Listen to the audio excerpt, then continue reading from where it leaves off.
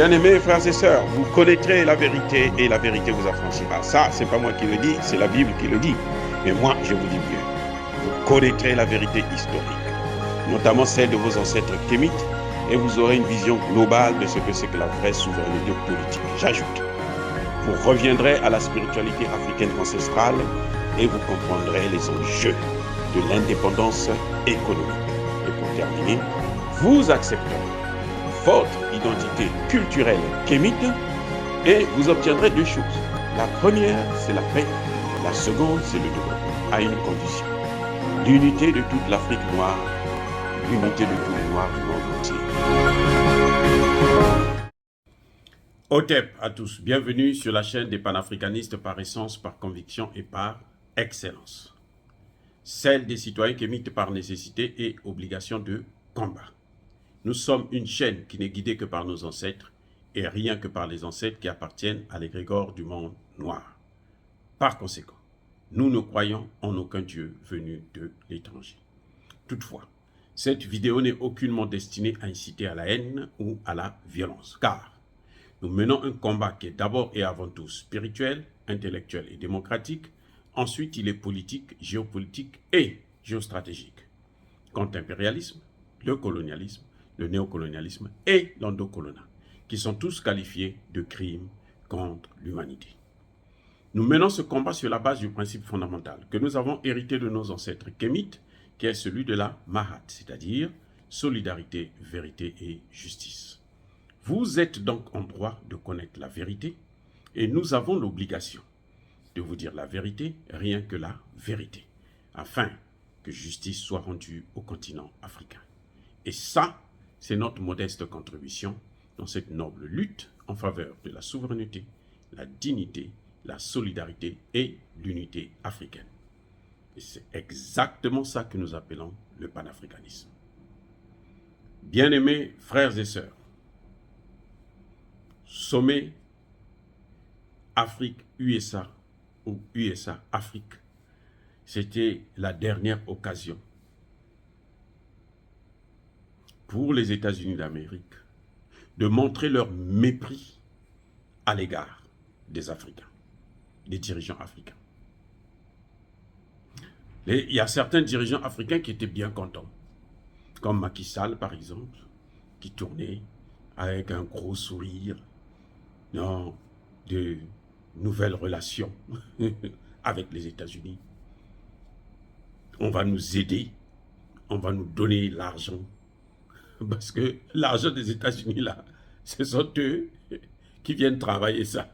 C'est-à-dire que je n'ai jamais vu des dirigeants qui ne comptent que sur d'autres pour mener leur... C'est comme si vous êtes un chef de famille et pour nourrir votre femme et vos enfants, vous comptez sur votre voisin qui va travailler, qui revient. Vous ne travaillez pas. Vous êtes là à la maison en train de regarder la télévision et vous attendez que le voisin, quand il vient, il revient du travail, qu'il fasse quelque chose pour donner à votre femme et à vos enfants. C'est incroyable. Des mendiants internationaux. Les chefs d'État africains sont partis là-bas pour faire la manche. Ils sont venus aux États-Unis là pour faire la manche. Pour quémander. Tout cela, comme vous les voyez là, tous ou presque. Tous ou presque. Parce qu'il y en a un qui est sorti du lot. Là, définitivement, lui, c'est fini, il n'est plus dedans.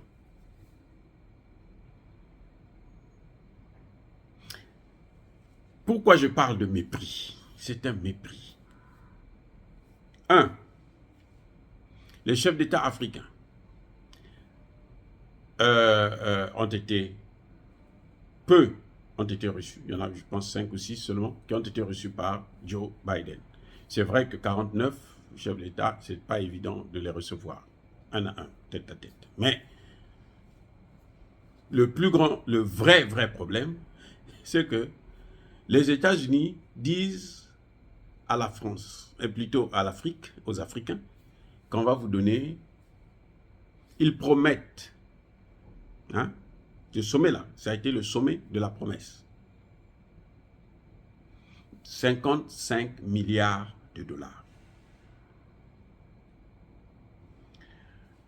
Euh, D'abord, ce que j'allais oublier de vous dire, c'est qu'ils n'ont pas fait le bilan de la première rencontre. Hein. Le premier sommet qui avait été organisé par Barack Obama en 2014, ils n'ont pas fait le bilan du tout. On n'en parle pas. Là-bas, à l'époque, Barack Obama avait promis 60 milliards. Avait promis, je dis bien promis. Oh, je vous donnerai 60 milliards. C'est jamais venu. Macky Sall ne sait pas ça. Embalo ne connaît pas ça. Tous ces chefs d'État africains ne connaissent pas ça. Les Sassou qui sont venus, Libériens, le Gabonais, eux ils ne savent pas ça. Non, non, non, non, non. Sassou était là. Hein. Le Gabonais aussi était là. Hein. Au temps de Barack Obama. Mais ils ne savent pas que les promesses de Barack Obama n'avaient pas été tenues. Mais ils sont encore revenus. Vous voyez? C'est-à-dire que c'est incroyable. C'est facile d'avoir les Africains. Des mots seulement. On va vous donner.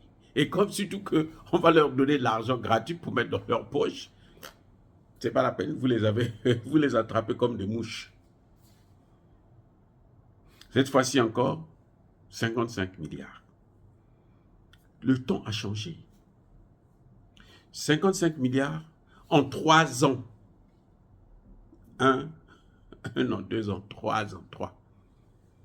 Pour 49 États.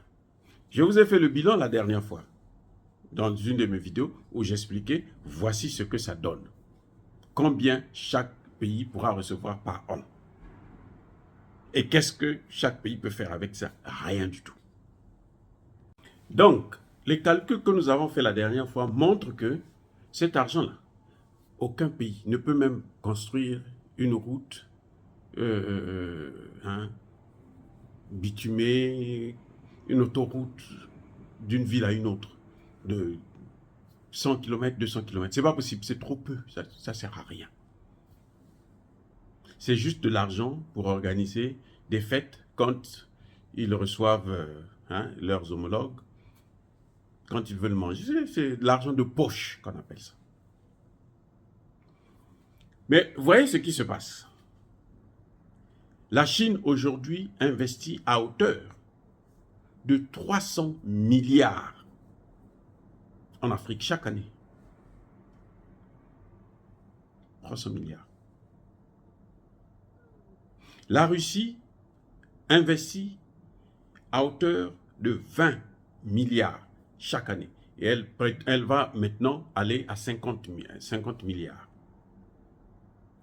Et je vais vous dire une chose. Quand la Chine rencontre les chefs d'État africains, elle a au moins 60 milliards sur la table. Qui sont là. Bon, l'argent est là. Qu'est-ce qu'on peut faire? Qu'est-ce que vous voulez qu'on fasse avec ça? Sommet à Chine-Afrique, là. C'est comme ça. Au moins 60 milliards qui sont prêts à dépenser. Ce n'est pas des promesses. Ça est là. Il suffit de s'organiser et puis on fait un planning. Quand la Russie rencontre, vous allez voir la Russie l'année prochaine, là, va rencontrer les chefs d'État africains. L'argent est sur la table. Au moins 20 milliards, ça est là. Voilà ce qu'on peut faire. Sans compter les aides, c'est-à-dire que en armement, en céréales, ainsi de suite. Ça est là. Vous savez, la Russie a donné 300 000 tonnes de céréales à l'Afrique et des engrais. Les Européens ont bloqué ça, ils ont pris ça. 300 000 tonnes, gratuitement. Ce n'est pas acheté, non. Alors que ce que les Américains donnent là, c'est un prêt. C'est ce qu'on appelle aide au développement. C'est un prêt, hein? Ce n'est pas de l'argent qui donne cadeau. Non, non, non, c'est un prêt. À taux réduit, certes, mais c'est un prêt. C'est ce que, vous voyez, c'est pour ça que le vieux Biya a dit, l'aide au développement, là, ça ne correspond plus à nos besoins. Donc, il faut arrêter ça. Nous ne voulons plus de ça. Mais il y a quand même des chefs d'État qui continuent à vouloir se faire humilier. Des chefs d'État qui viennent pour le sommet, ils en profitent pour aller au FMI et à la Banque mondiale pour aller tendre la main, quémander de l'argent. Mais c'est le FMI et la Banque mondiale qui sont à l'origine des problèmes de pauvreté que nous avons aujourd'hui. Mais eux, ils continuent quand même à aller les mains comme des... C'est-à-dire que c'est incroyable de raisonner ces chefs d'État. Bon, je comprends que la plupart de ces chefs d'État n'ont pas comment dirais-je, ils n'ont pas été élus normalement. C'est vrai. Mais quand même, essayez de suivre le mouvement de la jeunesse de vos populations qui revendiquent maintenant autre chose, qui veulent leur souveraineté. Et là, aujourd'hui, on a vu, par exemple, lors de ce sommet, le président camerounais dire, vous savez, dans son discours, j'ai écouté encore son discours, à la fin là, il dit, il est invité au débat, hein, aux travaux, de comment il faut faire pour développer l'Afrique. Quels sont les problèmes, les préoccupations de l'Afrique?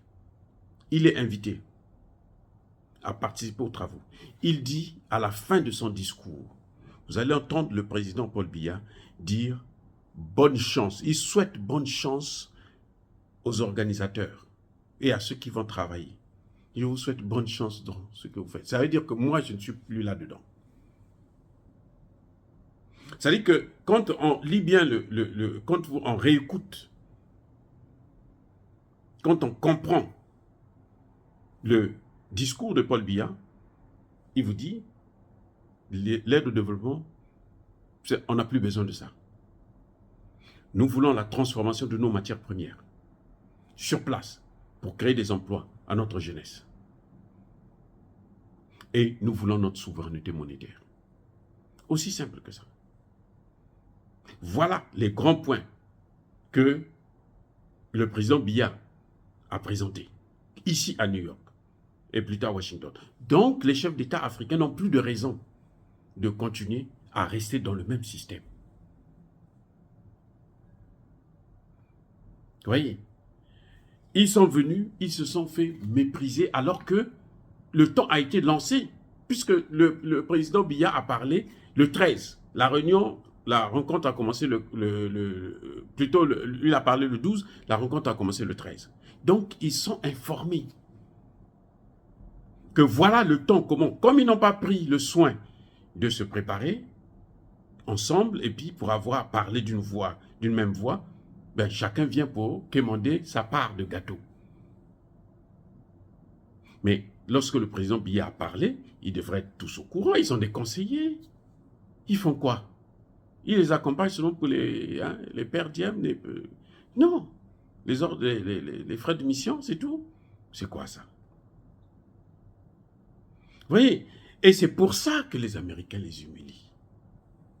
Parce qu'ils ne se font pas respecter. Pour être respecté, il faut être respectable. Et pour être respectable, il faut d'abord commencer par se faire respecter soi-même et de respecter l'autre. Sinon, l'autre ne te respectera pas. Les Africains ne se font pas respecter. C'est pour ça qu'ils ont été méprisés. C'est pour ça qu'on continue à les humilier, à les traiter comme des moins que rien, des voyous. Les chefs d'État africains, les Américains que vous voyez là, au Sénat américain, on les considère comme des voyous. Mais Donald Trump l'a dit. Donald Trump l'a dit ouvertement.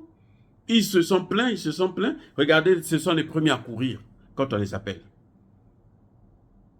Ce sont les premiers. Parce qu'ils ne se font pas respecter.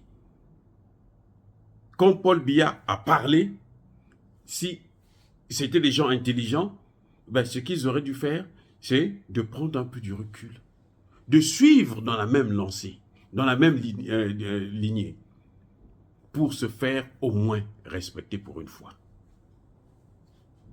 Mais comme ce n'est pas le cas, eh bien voilà, ils se sont fait humilier encore, on les a méprisés, on leur a fait des promesses.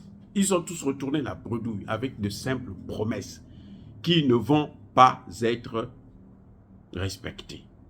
Comment voulez-vous que l'Amérique vous êtes à vous développer, sachant que si vous vous développez, elle ne sera plus une puissance. C'est-à-dire qu'il faut vraiment déraisonner. L'Amérique va investir en Afrique pour que l'Afrique se développe. Mais si l'Afrique se développe là, l'Afrique transforme les matières premières chez elle. Est-ce que l'Amérique aura encore ces matières premières pour amener chez elle, pour transformer et puis créer des emplois pour sa population? C'est pas possible. Soyons réalistes, regardez un peu les faits. C'est normal qu'on nous méprise. On s'est fait humilier encore une fois de plus. Oh, bien-aimés frères et sœurs, dire cela c'est inciter à la haine ou à la violence? Non. Il y a ma colère, il y a ma limpe. Soyez bénis, je persiste et je signe par le Dieu des Kémites. Et que ceux qui persécutent le continent africain, les Africains et notamment les panafricanistes, tous ceux qui nous pillent, tous ceux qui nous déstabilisent, ceux qui déstabilisent nos pays, qu'ils soient foudroyés, neutralisés, maudits par le Dieu des Kémites et par nos ancêtres angélisés. J'ai dit, bien entendu, j'assume.